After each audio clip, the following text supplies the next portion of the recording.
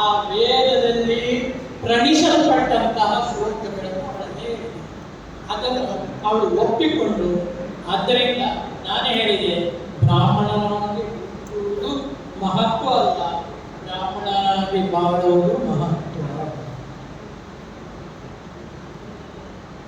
ಬ್ರಾಹ್ಮಣನಾಗಿ ಹುಟ್ಟುವುದು ನಮ್ಮ ಕರ್ಮ. ಮದುವೆಯಾದ ಮೇಲೆ ಉಂಟಲ್ಲ ಸಾಂಸಾರಿಕವಾದಂತಹ ಬಂಧನ, ಆ ಬಂಧನದಿಂದ ಹುಟ್ಟಲ್ಪಡುವಂಥದ್ದು ಎಲ್ಲ. ಯಾರಿಗಾದರೂ ಅಷ್ಟೇ, ಪ್ರಾಣಿಗಳಾಗಿ ಸಂಯೋಗ, ಆದ್ದರಿಂದ ಸಂಯೋಗ. ಮತ್ತೆ ವಿದ್ಯಾರ್ಜನೆ ಪ್ರಧಾನ. ವಿದ್ಯಾರ್ಜನೆ ಅಂದರೆ ವಿಧೇಯತೆ, ಅದೇ ವಿದ್ಯೆ. ಹಾಗಾಗಿ ಬ್ರಾಹ್ಮಣನು ಶ್ರದ್ಧಾವಂತರಾಗಬೇಕು,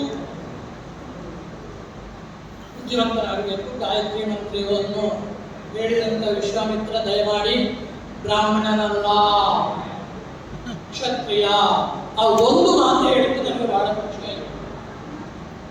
ಕ್ಷಾತ್ರ